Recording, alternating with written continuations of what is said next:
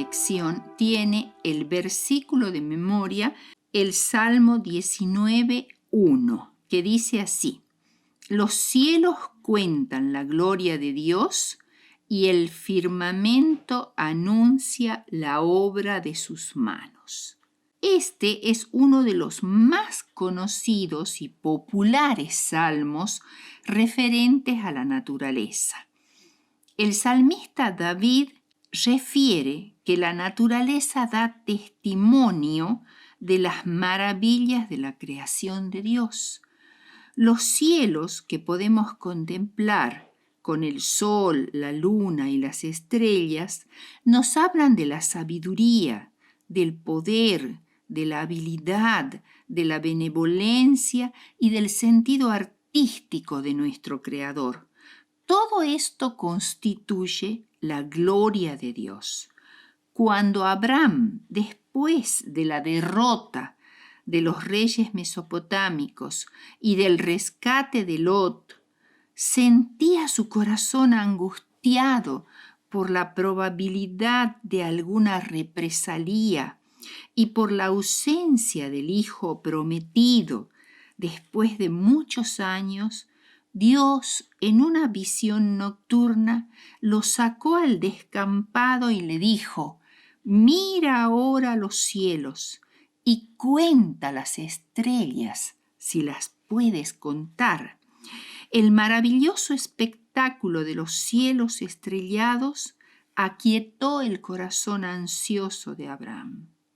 Las brillantes constelaciones del cielo del hemisferio norte, como las Pléyades, que son un brillante racimo de estrellas pertenecientes a la constelación del Toro, uno de los más bellos espectáculos siderales.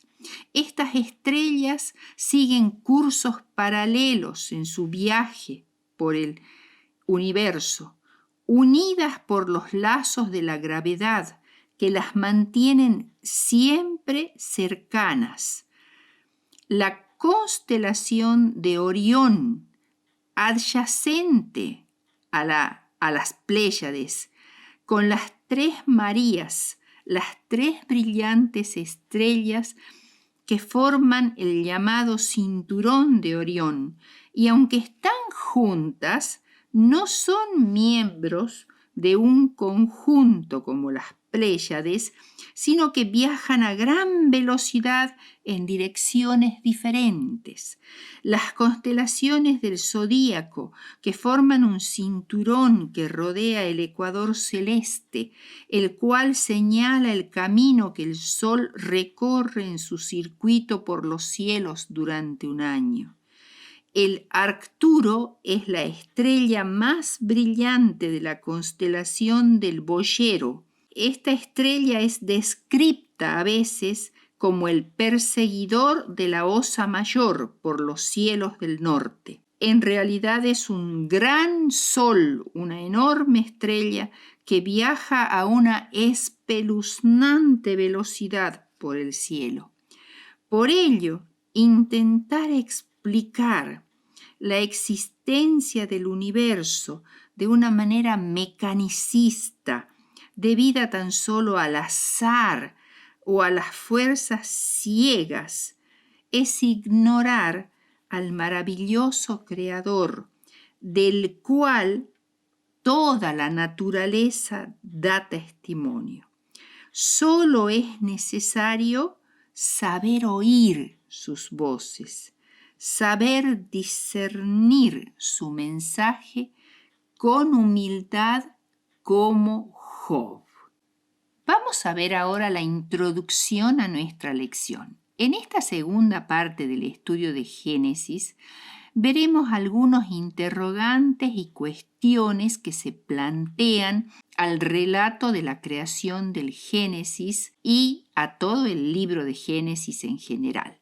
Se trata de una reinterpretación radical del Génesis, como por ejemplo la declaración de que la cosmovisión del Génesis, es decir, la forma en que Génesis imagina o describe, mejor dicho, el universo, es anticuada y es no científica, que fue tomada de mitologías o leyendas de las naciones paganas circundantes, que los relatos de los capítulos 1 al 11 son tan solo leyendas. Estas y otras preguntas serán el tema de estudio de esta semana. El primer punto que vamos a tocar son las cuestiones relativas al planeta Tierra. Y vamos a ver allí la forma de la Tierra. Por mucho tiempo se consideró que nuestro planeta era plano. La noción de que la Tierra es esférica tiene unos pocos milenios. Aún en pleno siglo XXI hay personas y pseudocientíficos que defienden fervientemente la idea de que la Tierra es plana. Sin embargo, no es necesario ser un científico ni usar costosos y complicados instrumentos para darse cuenta de que la Tierra es esférica. Presentaremos 10 evidencias irrefutables que demuestran que nuestro planeta es esférico. Primero, la curvatura de la Tierra forma una sombra curvilínea en la Luna durante los eclipses. Y esto fue advertido desde hace mucho tiempo por los antiguos. Segundo, el cielo es distinto en diferentes lugares del planeta, es decir, se ven distintos tipos de estrellas y distintas constelaciones según se trate del hemisferio sur o del hemisferio norte, lo cual no sucedería si la Tierra fuera plana, donde se verían siempre las mismas estrellas. Tercero, los barcos, cuando se acercan a la orilla, parecen emergir del horizonte como si salieran de debajo del mar, y ese efecto visual es dado por la curvatura de la Tierra. Cuarto, la sombra de un palo o una estaca clavada en el suelo cambia a medida que pasa el tiempo. Si la Tierra fuera plana, la sombra no cambiaría con el paso de las horas y además las sombras de dos palos o estacas ubicados en diferentes ubicaciones serían iguales, lo cual no es así. Gracias a este sencillo experimento, Eratóstenes pudo calcular en la Grecia antigua la circunferencia de la Tierra con bastante precisión. Quinto, la visión del horizonte es mejor si nos subimos a una altura, a un monte, a un lugar alto, debido a la curvatura de la Tierra. Sexto, al subirse a un avión, una persona puede observar por la ventanilla la curvatura del horizonte porque el planeta es esférico. Séptimo, todos los planetas conocidos son esféricos y la Tierra no tendría por qué ser una excepción. Octavo, la gravedad sería distinta si la Tierra fuese plana.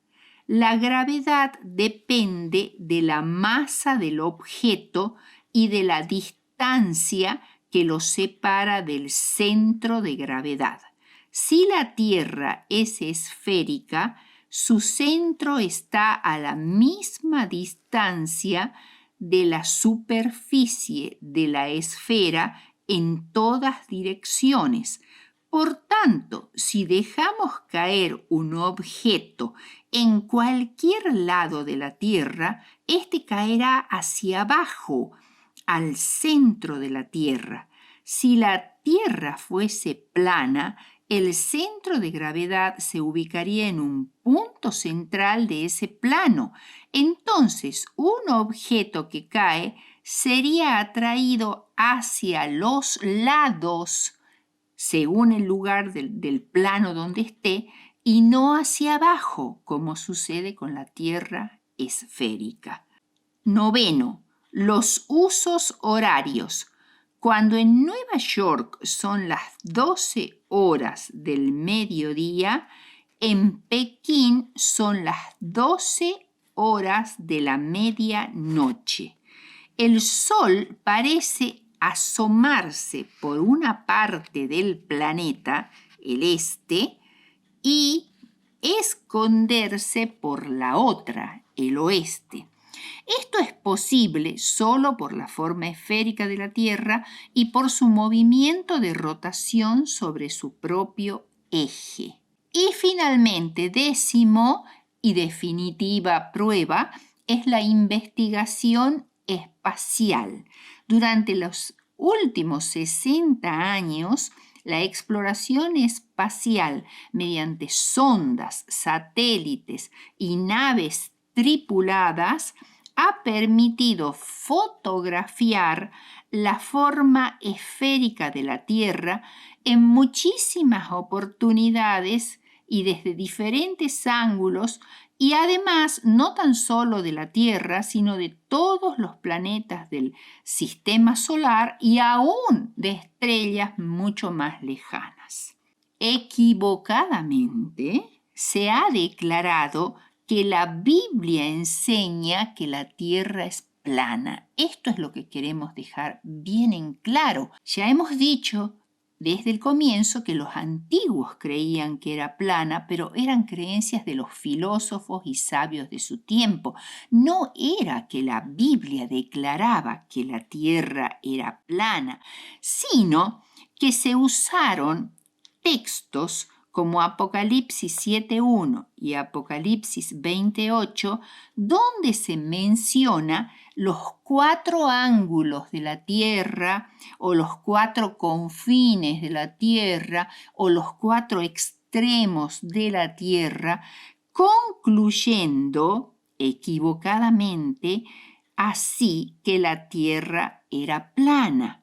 Pero este es un lenguaje figurado que la Biblia usa para referirse a los 4 puntos cardinales, el norte, el sur, el este y el oeste, es decir, refiriéndose a toda la tierra. O sea, estos versículos en su mayoría, cuando se refieren a los 4 ángulos de la tierra, están hablando de fenómenos que abarcan toda la tierra.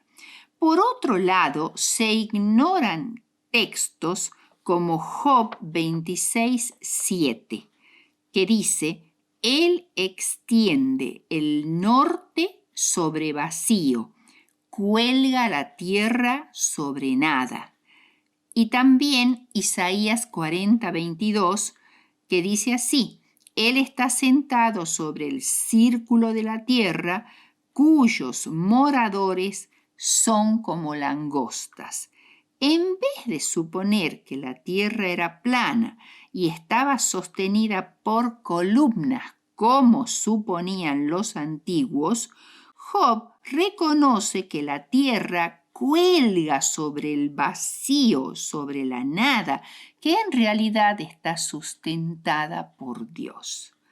Sabemos que Dios ha instituido la fuerza gravitacional como el elemento para mantener a todos los planetas y soles en el universo girando en sus órbitas establecidas. Isaías 40.22 se ha interpretado la palabra círculo como, no exactamente como esfera, sino como una figura circular o curvilínea, como la gran bóveda celeste, o sea, la atmósfera, o también la línea curva del horizonte, como cuando Job 8:27 dice: cuando formaba los cielos, allí estaba yo. Cuando trazaba el círculo, o sea, el horizonte, sobre la faz del abismo. El horizonte es curvilíneo porque la Tierra es esférica. Vamos a ver ahora el otro punto referente a nuestro planeta Tierra, y es el geocentrismo y el heliocentrismo. En verdad debiéramos decir geocentrismo versus heliocentrismo. ¿Qué quiere decir esto? Según el geocentrismo, que es una teoría, digamos, del universo, la Tierra es el centro del universo y todos los planetas del sistema solar, el Sol y las estrellas giran en torno a ella. Esta fue la visión predominante de muchas civilizaciones antiguas, entre ellas la babilónica. En el siglo II después de Cristo, Claudio Ptolomeo, un científico de Alejandría, Egipto, introdujo un modelo geocéntrico de gran aceptación porque permitía cálculos matemáticos para predecir eventos en los cielos. Platón y Aristóteles la refrendan también, o sea, son también partidarios de esta teoría geocéntrica.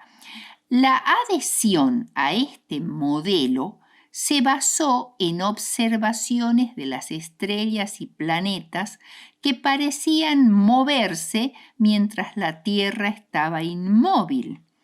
Este modelo, aceptado por más de 1000 años, hasta que Copérnico, un científico y clérigo polaco, fundó la llamada Revolución Copernicana en 1543, cuando él publicó un libro en el cual aseguraba que la Tierra y los demás planetas en realidad giraban alrededor del Sol. Esto se dio en llamar heliocentrismo. Helio quiere decir en griego sol. Entonces, centro del universo, el Sol, lo cual suponía un problema para la llamada filosofía natural y la educación religiosa. Establecía también que la Tierra se movía alrededor de su eje, o sea, el movimiento de rotación de la Tierra. Galileo Galilei, astrónomo, ingeniero y gran científico italiano, nacido en 1564, se adhirió a la revolución copernicana y al heliocentrismo. Él creó telescopios y la astronomía moderna le debe mucho. Sin embargo, otros científicos y clérigos católicos, algunos de ellos jesuitas, tenían la cosmovisión geocéntrica. Esto llevó a un juicio a Galileo ante la Inquisición, que se vio obligado a retractarse de su teoría y fue puesto en arresto domiciliario hasta su muerte, la cual sucedió en 1642. El caso de Galileo a menudo se ha citado como un ejemplo de que la Biblia se opone y frena a la ciencia, lo cual no es real, porque la interpretación de la Iglesia Católica del geocentrismo no tiene nada que ver con lo que la Biblia dice o no dice. Realmente el geocentrismo apoyado por la Iglesia Católica deriva de la Biblia o más bien deriva de la filosofía aristotélica griega y de las matemáticas de Ptolomeo, que luego trató de defender invocando la Biblia? Bellarmino, el gran enemigo de Galileo, en su debate con él aludió que Galileo trataba aún de ir en contra de la Biblia y para ello citó un único texto bíblico que es el Salmo 93, 1 y 2, que dice así: Jehová reina, se vistió de magnificencia. Jehová se vistió, se ciñó de poder. Afirmó también el mundo y no se moverá. Firme es tu trono desde entonces. Tú eres eternamente. Este es uno de los que se llaman salmos reales, porque alaban a Dios como el Rey de la creación y de todo el universo. Es una descripción de la grandiosa entronización de la deidad en un solio o trono establecido desde la eternidad y hasta la eternidad. No se refiere para nada al planeta Tierra, su inmovilidad ni su posición en el centro del universo. Afirma también que el mundo, dice así, el mundo, afirmó el mundo también, no se moverá. Esa afirmación es paralela a la declaración firme es tu trono, refiriéndose a su posición como soberano de la tierra y del universo. O sea, este es un ejemplo del paralelismo usado en la poesía hebrea, donde en una línea de una estrofa se afirma una idea y en la segunda línea se dice lo mismo pero con otras palabras. O sea, dice, Jehová se afirma en el trono del cielo y también se afirma en el trono del mundo. Es soberano en el cielo, es soberano también en esta tierra. Encontrarle otro significado a este salmo es tergiversarlo. El 31 de octubre de 1992, más de 350 años después de la, digamos así, de la sentencia que la Inquisición hizo pesar sobre Galileo, el Papa Juan Pablo II rehabilitó a Galileo después que fuera condenado por la Iglesia. Si bien esto no significa que se haya declarado el heliocentrismo como una verdad absoluta, sino que se descarta que haya herejía en la teoría heliocéntrica. O sea, la Iglesia lo único que ha hecho es decir que cualquier persona hoy en día puede creer que el Sol es el centro del sistema solar sin ser un hereje, pero no ha reconocido que el heliocentrismo sea la teoría correcta. Actualmente se sabe que el Sol no es el centro del universo, como proclamaba al principio el heliocentrismo, sino es uno entre innumerables soles en el universo,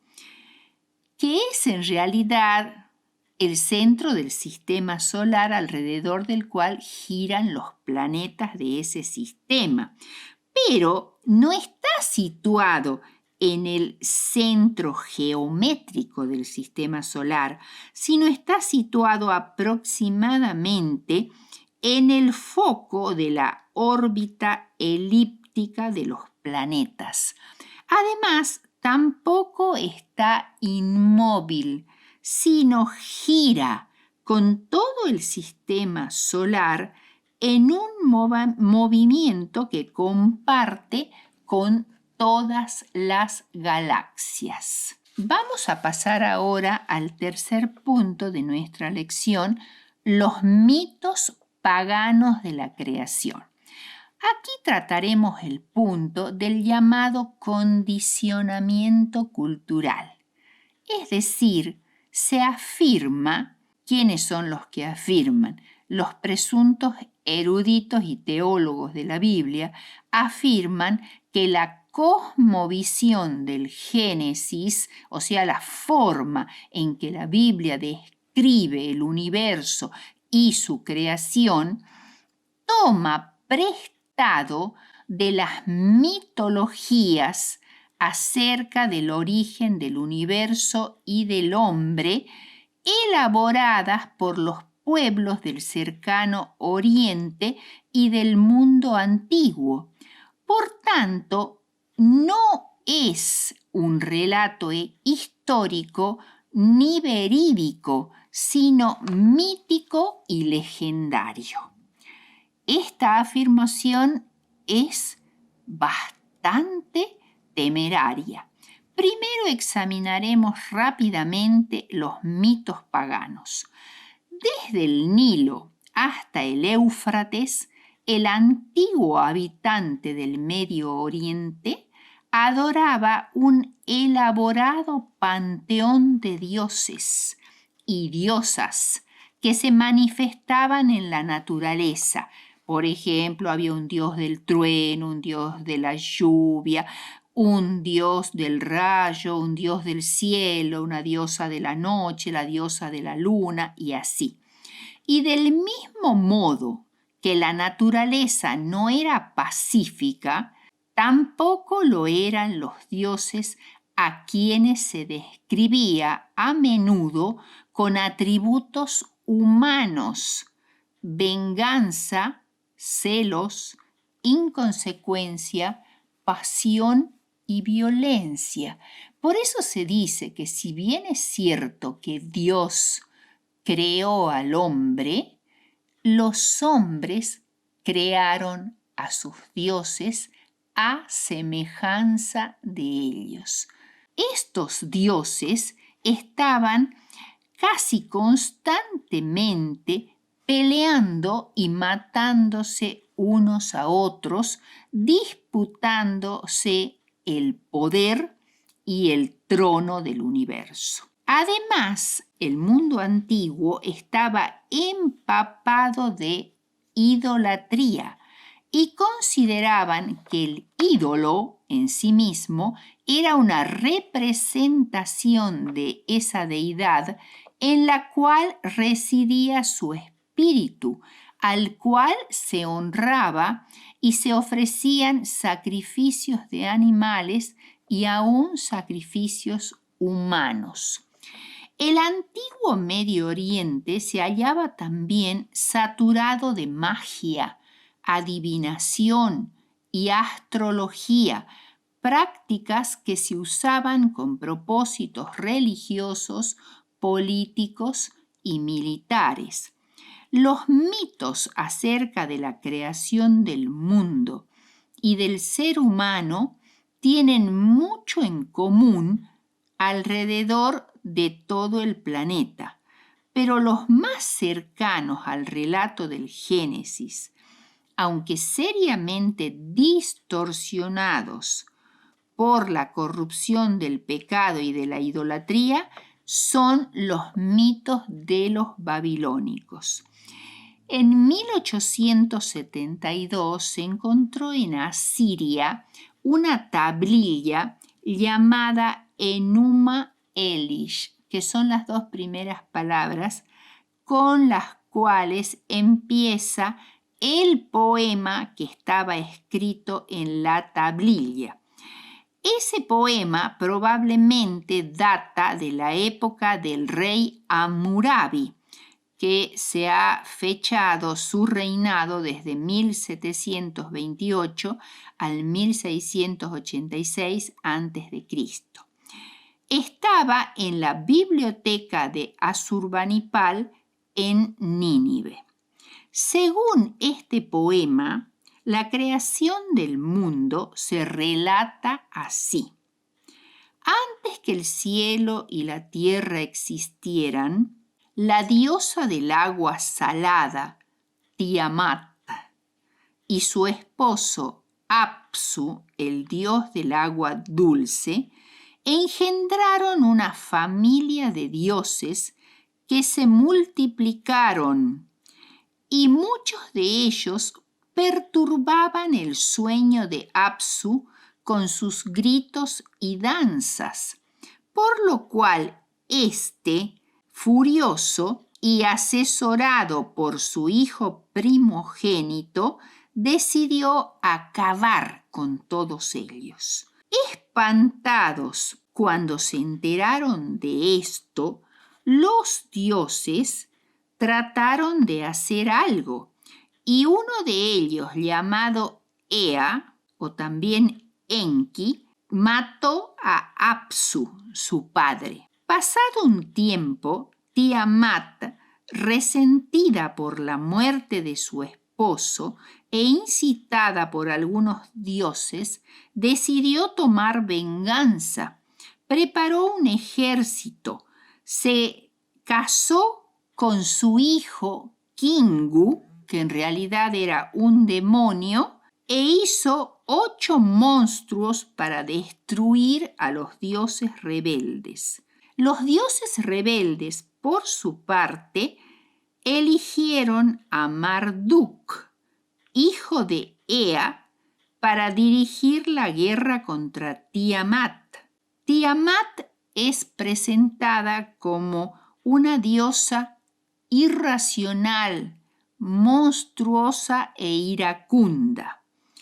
Pero Marduk, que estaba muy bien armado, la mató de una manera espantosa y con su cadáver, al cual descuartizó, hizo los cielos y la tierra y les puso reglas. Posteriormente creó la humanidad y para ello sacrificó al demonio Kingu y con su sangre creó a los hombres.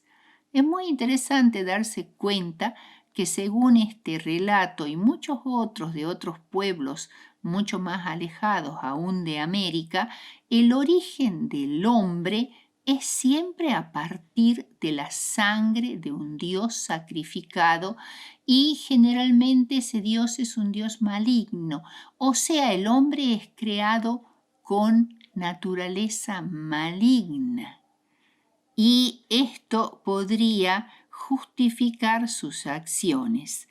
Bien, ahora, ¿para qué fueron creados los seres humanos? Según esta mitología, fueron creados para que trabajaran al servicio de los dioses y que hicieran las tareas pesadas para que así los dioses pudieran descansar. O sea, era un propósito sumamente egoísta. Todas las otras mitologías con respecto a la creación muestran a dioses crueles, egoístas, llenos de pasiones y celos, que se traban en luchas sangrientas y que crean el universo con los restos de estas guerras.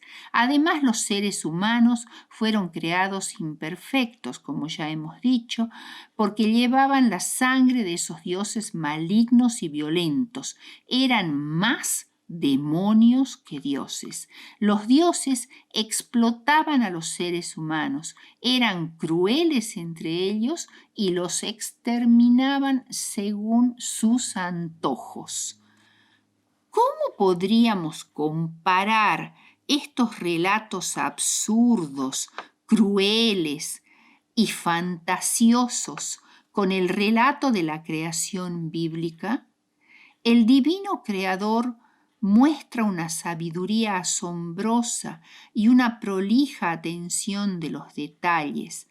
Toda la creación está precisamente calculada y planeada.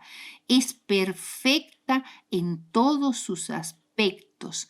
Además, es un Dios sustentador, tanto físico como espiritual, y demuestra un intenso interés por el bienestar, progreso y felicidad de sus criaturas.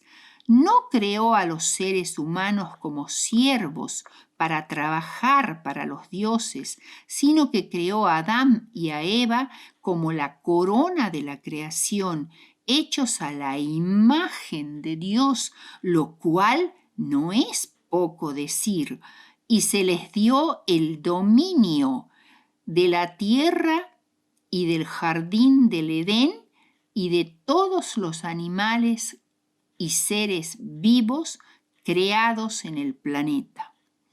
Especialmente la creación de los seres humanos a la misma imagen de Dios otorga dignidad y responsabilidad a la humanidad. ¿Cuál fue el propósito de Dios al crear esta tierra y a la raza humana?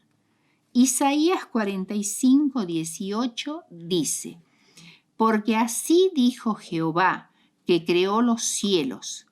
Él es Dios, el que formó la tierra, el que la hizo y la compuso. No la creó en vano, para que fuese habitada la creó.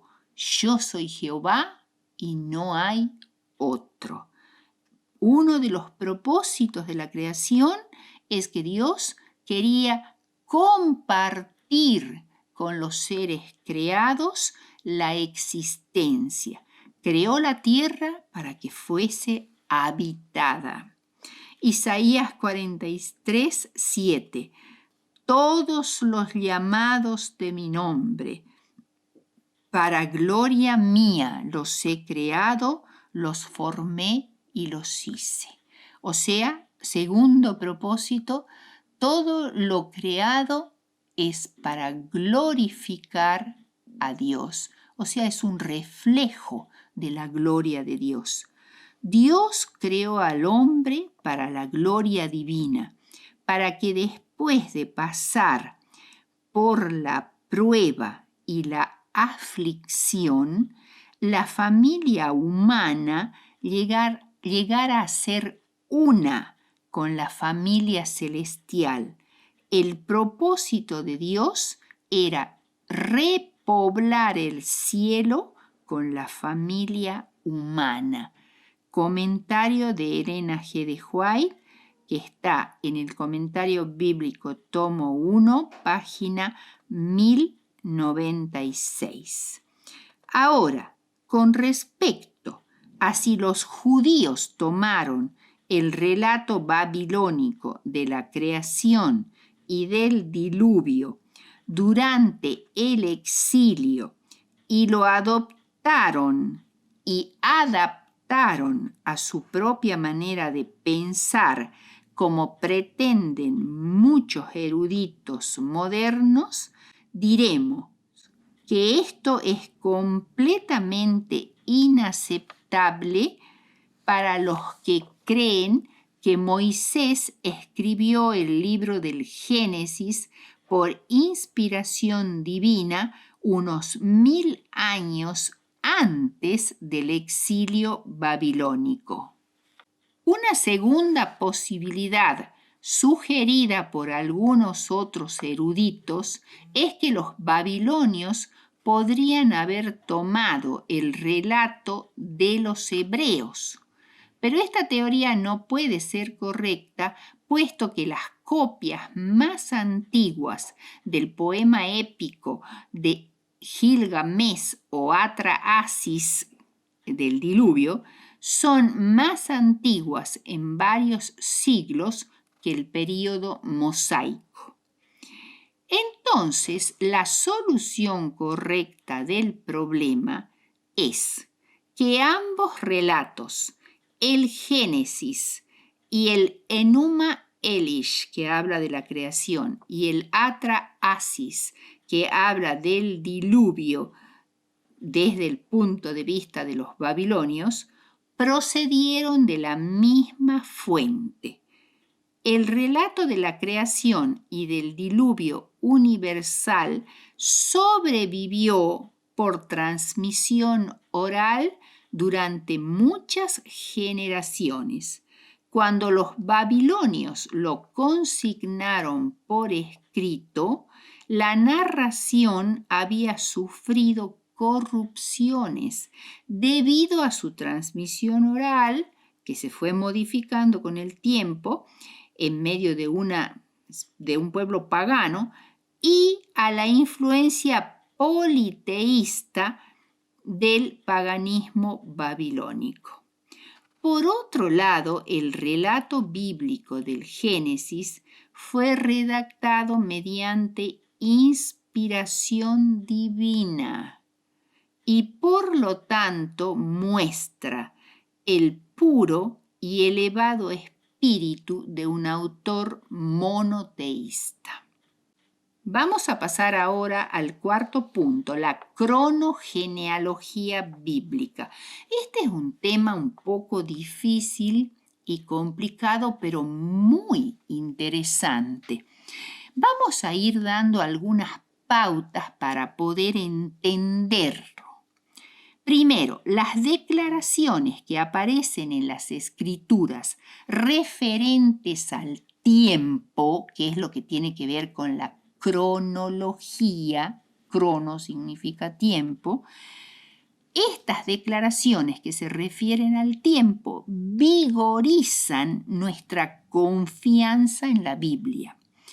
Obviamente, la cronología o datación de los eventos bíblicos no es esencial para la salvación. Pero esto no quiere decir que no sean importantes, porque nos ayudan en la búsqueda de una verdad espiritual más profunda o nos ayudan a fechar los periodos proféticos exactos. Ahora, dogmatizar acerca de la cronología o pretender fijar cada fecha irreductiblemente no solo sería atrevido, sino imposible.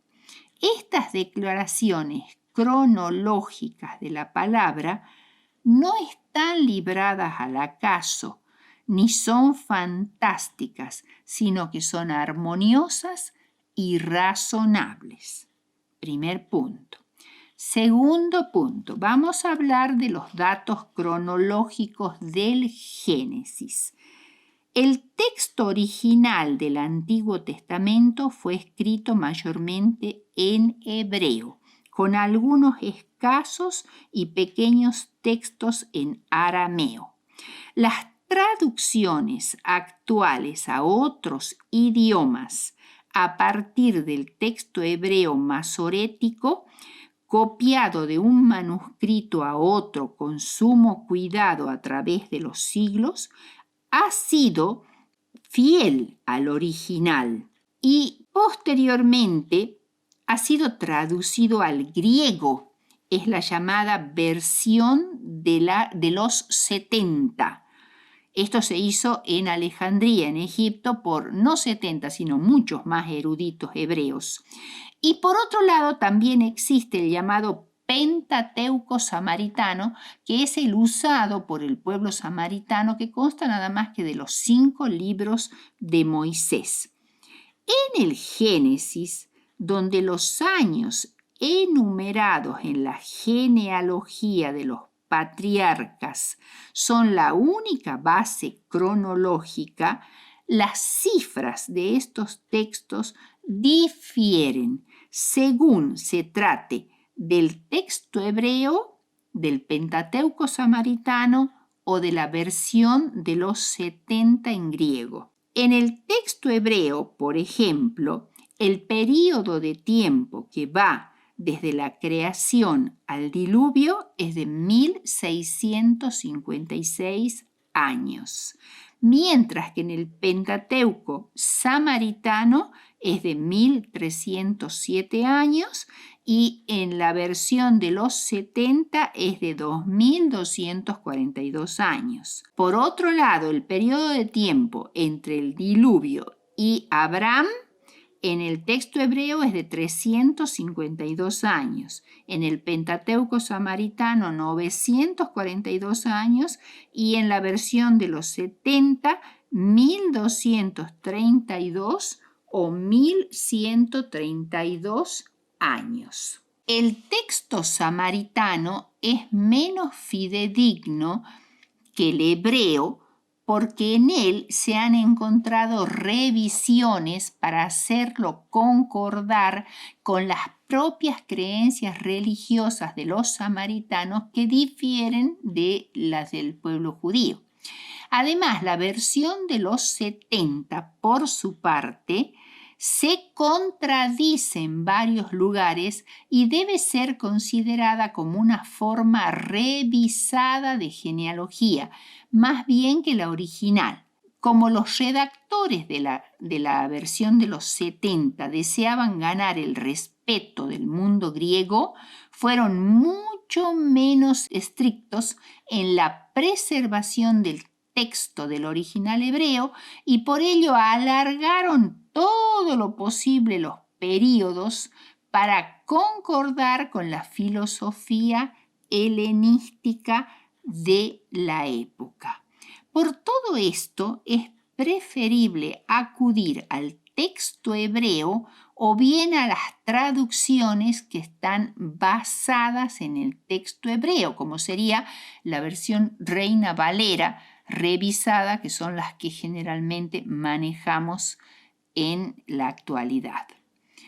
Tercero, datos a tener en cuenta.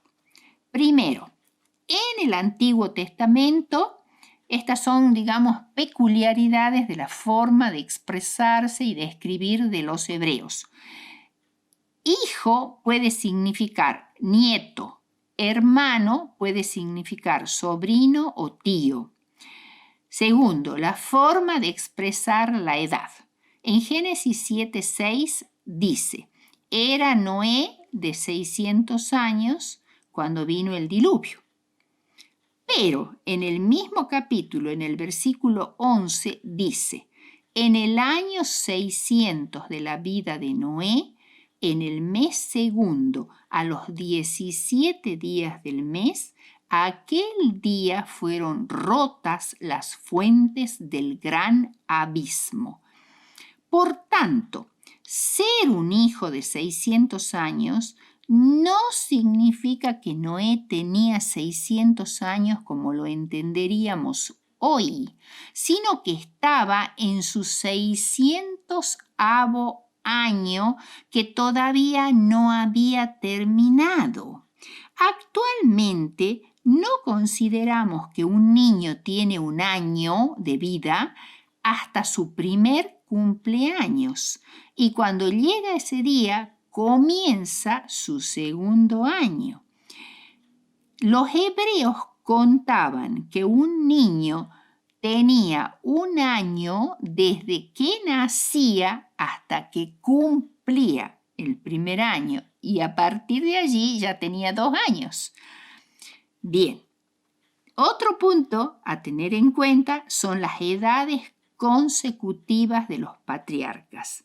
Adán estaba en su 130º año de edad cuando nació Set. Por tanto, Set nació en el 130º año del mundo, en el año 130 de la escala llamada Anno Mundi, en latín, que se abrevia AM. De esta manera, la suma de las edades de los patriarcas cuando nacía su hijo mayor proporcionaría una serie continua de años. Ahora, el 130º año de Adán, o 130 año mundi, ¿se contaba también como el primer año de vida de Set? ¿O el cómputo de Set comienza en el año siguiente, el 131 año mundi? La primera forma de contar, o sea, considerar que Set tenía ya un año en el año 130, o sea, se lo contaría 2 veces al año 130, daría un total incorrecto de los años pasados, pues habría una superposición de un año por cada nombre de la lista. La segunda forma daría un cómputo continuo en una era. Según la primera forma, Matusalén sobreviviría al diluvio, o sea, viviría después del diluvio. Y según la segunda forma de contar, que es considerando ese año una sola vez, no 2 veces, el último año de la vida de Matusalén es el año del diluvio, como lo dice la Biblia. De ahí que la segunda forma de contar es la correcta y debe ser la base de la lista de Génesis. Si las listas genealógicas están completas y se interpretan correctamente, dan el tiempo entre cualquier fecha patriarcal y la creación, pero siempre en la escala año mundi, pero no nos proporciona ninguna información en la escala antes de Cristo, o sea, es la escala que toma como año cero el nacimiento de Cristo. Otro detalle a tener en cuenta es el cómputo inclusivo. ¿Qué es esto? Esto es era la forma usual de contar intervalos de tiempo en la época de los judíos. Ya fueran años, días o meses, incompletos al fin o al principio de ese intervalo, se los consideraba como si fueran unidades de tiempo completas. Para entender mejor esto, veamos un ejemplo. El ejemplo más clásico son los 3 días que Cristo permaneció en la tumba, desde el viernes por la tarde hasta el domingo muy temprano en la mañana. En realidad no son 3 días de 24 horas, pero se los llaman 3 días. O sea, no interesaba que el viernes tuviera unas pocas horas y el domingo también unas pocas horas. El único día de 24 horas fue el sábado. Se consideraban 3 días. Eso se llama cómputo inclusivo. Segunda de Reyes 18, 9 y 10, ahí hay una declaración que dice al cabo de 3 años, pero viéndolo bien es un intervalo de 2 años, porque también está calculado con el cómputo inclusivo, pero son solo 2 años completos. José puso a sus hermanos en la cárcel por 3 días. como dice Génesis 42, 17 al 19. Pero en realidad no fueron 3 días completos, porque al tercer día José liberó a todos sus hermanos menos a Simeón. O sea, estuvieron nada más que 2 días en la cárcel la mayoría de sus hermanos. Bien, otro punto es los que tratan de establecer la cronología bíblica desde la creación hasta el Éxodo mediante las líneas o listas genealógicas de los patriarcas, deben tener en cuenta que esta dependerá de la fecha del Éxodo en la escala antes de Cristo y no en la escala año mundi. La fecha del Éxodo se ha determinado en base a 2 declaraciones.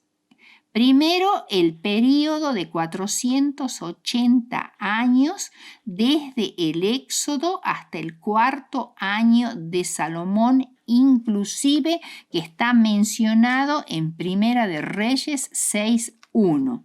Y segundo, la ubicación del 4º año de Salomón mediante un cálculo de los reinados de los reyes hebreos hasta el tiempo de Nabucodonosor. Y esto da como resultado el año 1445 a.C. como fecha del Éxodo. Bien, debiéramos satisfacernos entonces con tener fechas aproximadas para la cronología de los primeros siglos del mundo, o sea, fechas anteriores al Éxodo. Aunque toda la escritura es inspirada, no pretende tener el registro de toda la historia. Vamos a ver las 2 genealogías que están propuestas en nuestra lección en el libro de Génesis. Génesis 5 cubre un periodo de 1500 años que queda cubierto en la lista de generaciones presentada en este capítulo. Aunque Set no fue el hijo primogénito de Adán, fue aquel a través del cual iba a preservarse el linaje piadoso. Por eso es el que comienza las genealogías a partir de Adán. Adán vivió 930 años en total y alcanzó a ver 8 generaciones sucesivas que llegaron a la madurez. Llegó a vivir hasta un poco antes del nacimiento de Noé, más de la mitad del tiempo que va desde la creación hasta el diluvio. Y muchos de sus descendientes pudieron oír de él el relato de la creación, la caída y el plan de salvación. Enoc, a los 365 años, fue trasladado al cielo, lo cual configuró el suceso más significativo de la era antediluviana. Matusalén vivió 969 años, el más longevo de todas las personas consignadas en esta genealogía, y murió en el año del diluvio. No alcanzó, por supuesto, a ver el diluvio, murió antes.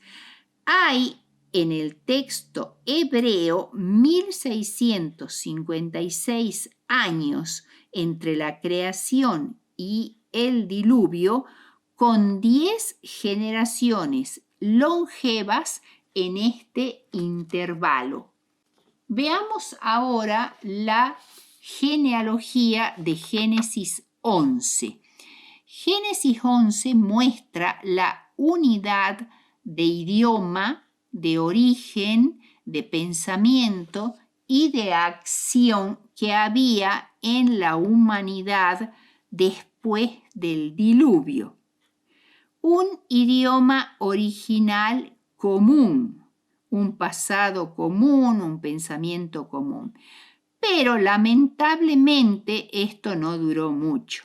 Recordemos, el diluvio se produjo el día 17 del segundo mes del año 600 del año Mundi.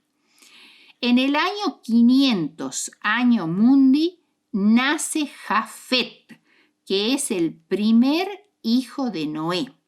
En el año 502 nace Sem y el tercero es Cam, del cual no tenemos fecha exacta de nacimiento. Sem tenía 98 años cuando sobreviene el diluvio y después de él, a los 100 años, engendró a Arfaxad, su hijo primogénito. Noé murió a los 950 años, fecha cuando Abraham, su descendiente, es llamado a dejar Ur de Caldea y trasladarse a Canaán cuando Abraham tenía 75 años de edad. Se nota muy llamativamente la gran disminución del promedio de edad de los padres al nacer el primer hijo. En las generaciones antediluvianas, la edad en que nacía el primer hijo era los 100 a 130 años. Y después del diluvio empieza a disminuir hasta que se establece más o menos los 30 o 35 años como la fecha de nacimiento del primer hijo, con la excepción de Taré y Abraham, en la cual, a causa de la esterilidad, se extendió mucho el año de nacimiento del primer hijo. Y también la acelerada disminución del promedio de vida. Antes del diluvio era de 900 años la media, o digamos la cifra más promedio, y después de va bajando progresiva y rápidamente hasta 400, 200, finalmente 100 años. Y no ha dejado de bajar desde entonces. Eber, que quiere decir el que cruza, es el antepasado directo de los hebreos, porque sus descendientes cruzan el río Éufrates y emigran a Siria y Palestina. Peleg, el hijo de Eber, cuyo nombre quiere decir división, significa que en sus días fue repartida la tierra, como dice Hebreos 10:25. O sea, en sus días sucedió el evento tan importante de la Torre de Babel y de la confusión de lenguas y de la dispersión de las gentes, según la lengua que hablaban. Esto sucedió aproximadamente 100 años después del diluvio. Transcurrieron 352 años entre el diluvio y el nacimiento de Abraham. Elena G. de White, en Patriarcas y Profetas, página 117, habla de una línea ininterrumpida de hombres justos que transmitieron el conocimiento de Dios que heredó Abraham. Abraham fue instruido personalmente por Sem, hijo de Noé, quien vivió hasta los 500 años después del diluvio. O sea, quien vivió 500 años después del diluvio, llegando a ver a Abraham hasta los 175 años. Cuando Abraham nació, Sem debió haber tenido unos 350 a 400 años. Bien, como vemos, esto es maravilloso y podemos incluso, si nos interesa, investigar mucho más sobre este asunto. Como conclusión a esta lección, diremos que Jesús y todos los escritores del Nuevo Testamento se remiten a Génesis capítulos 1 al 11 como una historia confiable y verídica, Pablo establece un vínculo directo entre Cristo y Adán. Y Adán es un Adán histórico, no mítico. Cuando los hombres abandonan la palabra de Dios con respecto a la creación y tratan de explicar las obras creadoras de Dios con los principios naturales, se encuentran en un océano ilimitado de incertidumbre.